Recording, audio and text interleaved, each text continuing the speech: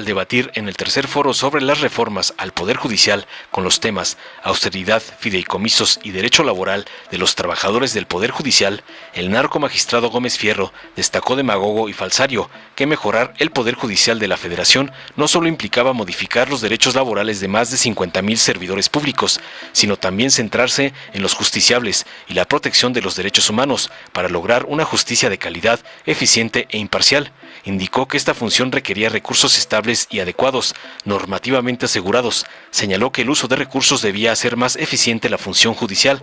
Subrayó que la austeridad podía implementarse sin poner en riesgo la estabilidad laboral y los derechos de los trabajadores, y que cualquier asignación presupuestal debía basarse en evidencia para no comprometer las funciones del Poder Judicial, fomentando el desarrollo de la carrera judicial y la defensoría de oficio, concluyó su cantaleta. Tras oír las falacias de Lord Amparos, gato de las transnacionales, y el señor X, el presidente de la Junta de Coordinación Política del Senado, Ricardo Monreal, afirmó contundente para responderle que se respetarían los derechos laborales de los trabajadores del Poder Judicial de la Federación, incluyendo el pago de pensiones y otras prestaciones, ya que la propuesta de reforma, tras su aprobación, extinguiría fondos y fideicomisos no previstos en una ley secundaria, con un plazo de 90 días para entregar los recursos remanentes a la Tesorería de la Federación. Indicó que el costo aproximado para la elección de 1,600 ministros y magistrados sería entre 3,000 y 3,500 millones de pesos, sugiriendo que se podría usar parte de los 23,000 millones de pesos de los fideicomisos entregados a la Tesorería. Para concluir, destacando contundente que los ministros de la Suprema Corte no recibirían el haber de retiro ni ninguna otra canonjía onerosa, sometiéndose a la austeridad republicana de la 4T. Veamos enseguida cómo el corrupto Lord Amparos es pulverizado por Monreal por defender al corrupto poder perjudicial, como lo ordena su patrón, el narcoampón Claudio X González. Muy buenos días a todas y a todos. Agradezco la atenta invitación de la Cámara de Diputados a este encuentro de personas que desde nuestras diferentes actividades y funciones queremos mejorar el sistema de justicia para el bien del país. Muchas gracias también al Gobierno del Estado de México por su anfitrionía. En este espacio quiero aportar a ustedes información que, desde mi experiencia como juzgador federal, pueda contribuir a mejorar la reforma judicial que se propone para este poder. Quiero empezar haciendo énfasis en que cuando hablamos de reformar al Poder Judicial de la Federación, no solo implica la modificación de los derechos laborales de más de 50,000 servidores públicos que lo integran. Desde luego, ninguna reforma puede dejar de lado este aspecto tan trascendente. Hablamos de 50,000 familias que podrían verse afectadas por esta reforma. Pero considero que lo más importante es poner en el centro de esta importante reforma a los justiciables y la efectiva protección de los derechos humanos. Como se ha dicho aquí, México necesita una justicia de calidad, eficiente, completa e imparcial. Esta función tan trascendente puede ser llevada a cabo o no puede ser llevada a cabo si no se cuenta con recursos estables y adecuados que estén normativamente asegurados y sean suficientes para cumplir con la función de proteger y garantizar el derecho de acceso a la justicia. Por eso es que el ejercicio de recursos para ello debe tener como objetivo principal hacer más eficiente la función judicial y no se comprometan las garantías de independencia, competencia e imparcialidad necesarias para que los operadores de justicia cumplan con los deberes que les son encomendados. Considero que la austeridad puede conciliarse adecuadamente sin poner en riesgo la estabilidad laboral, los derechos de las trabajadoras y particularmente la legitimidad y la independencia judicial.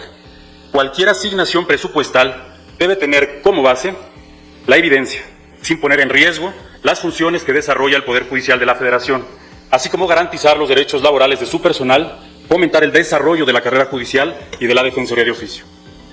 Aquí debe tenerse presente que tanto la Comisión Interamericana de Derechos Humanos como la Organización de las Naciones Unidas, a través de su relator especial sobre la independencia de los magistrados y abogados, han sostenido que el presupuesto asignado al Poder Judicial debe adecuarse a sus necesidades, estar asegurado y revisarse progresivamente, para lo cual deben establecerse un porcentaje fijo del Producto Interno Bruto en el marco normativo. Ahora que se pretende hacer una reforma constitucional, me parecería muy adecuado que una reforma de este calado asegure precisamente un porcentaje de este Producto Interno Bruto. En México, por ejemplo, hoy, el Poder Judicial de la Federación, el producto que fue asignado es aproximadamente del 4.4% en 2020. Esto por debajo de países como Colombia, Brasil y Perú. El país que registra un menor gasto en el sistema de justicia en comparación con los demás países miembros de la Organización y Desarrollo Económico de la OCDE es precisamente México. A esto también tendríamos que tomar en consideración la trascendente reforma laboral que fue instaurada recientemente, el aumento en un 43% de los asuntos que se han conocido en los tribunales recientemente y la reforma en puerta del Código Nacional de Procedimientos Civiles y Familiares. En el Poder Judicial de la Federación, nadie cuestiona el que ningún servidor público deba ganar más que el presidente de la República. Ninguno de los jueces o magistrados que integramos este poder recibimos una remuneración superior. Los criterios jurisdiccionales que se han emitido sobre el particular apuntan a la necesidad de definir con claridad cuál es la remuneración del presidente de la República, para así establecer el parámetro conforme al cual deberá fijarse la remuneración de todos los servidores públicos. No puedo dejar de mencionar que en México llevamos cerca de 3 décadas desarrollando e implementando un sistema de carrera judicial que, como lo han recomendado también la Corte Interamericana de Derechos Humanos y la ONU, se basa en procesos de selección y nombramiento de operadores de justicia con base en el mérito y las capacidades profesionales. Estoy convencido de que este sistema, desde luego perfectible, es el más adecuado para la selección y nombramiento de los futuros jueces y magistrados. Es en los tribunales donde, a partir del estudio de los casos concretos, se desarrollan las habilidades y destrezas para la solución de los asuntos, desde la integración de los expedientes, la identificación de los problemas jurídicos y desde un criterio eminentemente técnico, la solución desde la interpretación y aplicación del derecho. Este mismo sistema es el que me ha permitido pasar por cada una de las categorías que conforman la carrera judicial hasta el cargo que actualmente desempeño como magistrado de circuito. Primero como meritorio, más adelante como oficial judicial, actuario judicial, secretario de juzgado, de tribunal colegiado, de la Suprema Corte de Justicia de la Nación y la última década como juzgador federal, lo que ha significado una trayectoria de más de 22 años, más de la mitad de mi vida, que he dedicado al ejercicio profesional en el que, como muchos otros, he tenido que hacer frente a las dificultades que cada uno de estos cargos representa. Cuando hablamos del sistema de justicia, y con esto concluyo, parece que es un tema exclusivo de los tribunales, que resuelven en definitiva las controversias que se les presentan. La realidad es que estamos en presencia de un aspecto multifactorial, que incluye no solo a los tribunales, sino a las autoridades encargadas de la seguridad pública, de la investigación y persecución de los delitos, de la reparación del daño a las víctimas, de los jueces que resuelven en primera instancia, y me parece que una reforma judicial debe precisamente incluir estos problemas para que sea una reforma completa. Concluyo. Yo también me rehúso a creer que estos 30 años después de este sistema de selección solo haya traído como resultado corrupción, ineficiencias, impunidad o tráfico de influencias. Estoy convencido de que tiene muchas oportunidades de mejora. Por eso estamos aquí, participando en estos foros para compartir desde nuestra experiencia los elementos que permitan llevar a cabo la reforma al Poder Judicial, que garantice no solo el respeto de los derechos laborales de quienes integramos esta gran institución, sino principalmente la prestación del servicio público de administración de justicia de calidad y una adecuada protección de los derechos humanos en beneficio de todas las personas. Muchas gracias. Muchas gracias. Agradezco la anfitrionía de la titular del Poder Ejecutivo que nos acompaña. Es la primera titular de los 3 eventos que tiene la sensibilidad de acompañarnos a esta serie de foros. Gracias, gobernadora. Gracias a los titulares de los poderes judicial, legislativo. Gracias a los coordinadores de grupos parlamentarios, tanto en el Congreso de la Unión como en la legislatura local, los representantes del Poder Judicial y a los integrantes del Sindicato de los Trabajadores del Poder Judicial. El tema que ahora nos ocupa en este foro tiene que ver con la austeridad, fideicomisos y derechos de los trabajadores y trabajadoras del Poder Judicial. Y respecto a ello fijaré la posición jurídica y política. En principio afirmaré categóricamente que los derechos laborales de las personas que trabajan en el Poder Judicial de la Federación serán respetados en su totalidad. Los presupuestos de egresos del ejercicio fiscal que correspondan considerarán los recursos necesarios para el pago de pensiones, apoyos médicos, seguros, aguinaldos, prestaciones y cualquier otra obligación de carácter laboral, es decir, todos los derechos y las conquistas laborales de los trabajadores, por disposición constitucional, estarán a salvo. La propuesta de reforma establece que luego de que ésta sea aprobada, se llevarán a cabo los actos y procesos necesarios para extinguir los fondos, los fideicomisos, los mandatos, los contratos análogos que no se encuentren previstos en una ley secundaria. Así también se establece un plazo de 90 días para enterar la totalidad de los recursos remanentes con dichos instrumentos. Los recursos serán concentrados en la tesorería de la Federación. Mucha gente se pregunta cuánto costará organizar la elección de los 1.600 ministros, jueces y magistrados. En un cálculo aproximado que hemos hecho con actuarios y con personal del INE, a quien se le faculte esta responsabilidad, pudiera erogarse entre 3.000 y 3.500 millones de pesos la elección, por única ocasión. Se podría destinar incluso, por excepción a este propósito, parte de los 23.000 millones de pesos que tienen los fideicomisos y que van a ser enterados a la tesorería.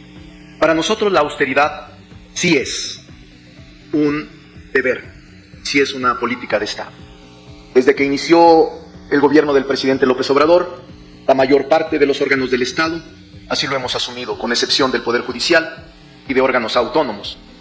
Con estos órganos del Poder Judicial consideramos que se está violando la disposición contenida en el artículo 127 de la Constitución respecto de las remuneraciones de todas las personas servidores públicas que están en funciones. De existir mayores ingresos, salarios y prestaciones que los devengados por el presidente, una vez que hubieran iniciado la vigencia de la reforma constitucional, los montos deberán ajustarse a los parámetros establecidos de esta disposición. La reforma establece también que los ministros y las ministras de la Suprema Corte que concluyen su encargo no serán beneficiados con el haber de retiro. La gente nos pregunta, ¿qué es el haber de retiro? El haber de retiro es el salario al 100%, los primeros 2 años, y el 80% los siguientes años hasta su muerte.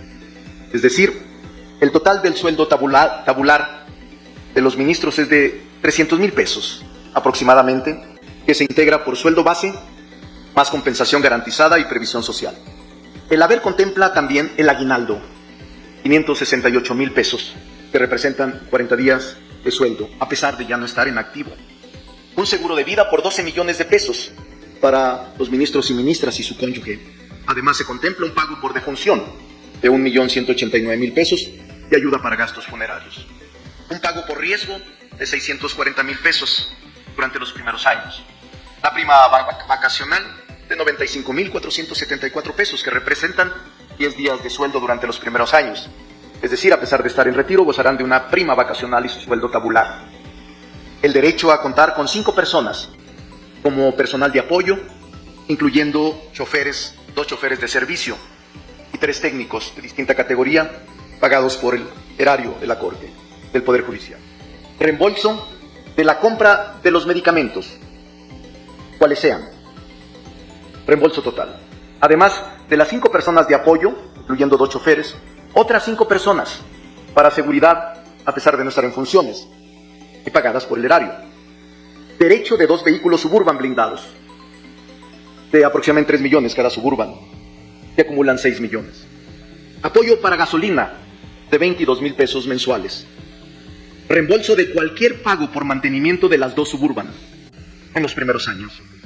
Apoyo para el pago de peaje en autopista, a pesar de estar en retiro y no tener viajes programados. Aparte de otros respaldos que como ministros en retiro tienen en los aeropuertos, en los restaurantes, en servicios. Con el inicio de la vigencia de la reforma constitucional, las ministras, los ministros que terminen su encargo no recibirán pensiones vitalicias ni haberes de retiro, como actualmente ocurre. Entiendo lo que aquí se ha expresado, cómo el legislador puede conciliar los derechos adquiridos y la aplicación de la reforma.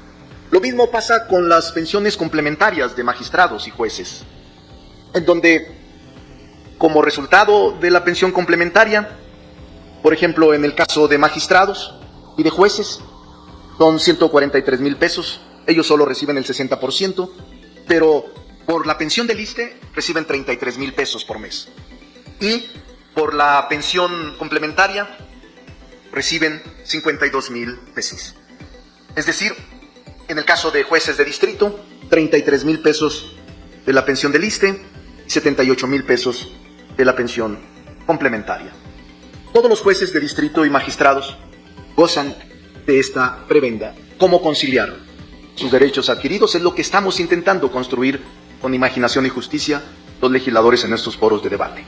Concluyendo, las remuneraciones de las personas servidoras públicas en funciones, en tanto del Poder Judicial de la Federación como de los poderes judiciales de las entidades federativas, no podrán ser mayores que las establecidas para el presidente de la República o presidenta, como es el caso. En el caso de las entidades federativas y sus legislaturas locales, una vez aprobada la reforma, tendrán un plazo de 180 días naturales para realizar las adecuaciones a las leyes locales. Es decir, señor presidente del tribunal, aquí en el Estado de México, viva la austeridad también para ustedes. Saludos.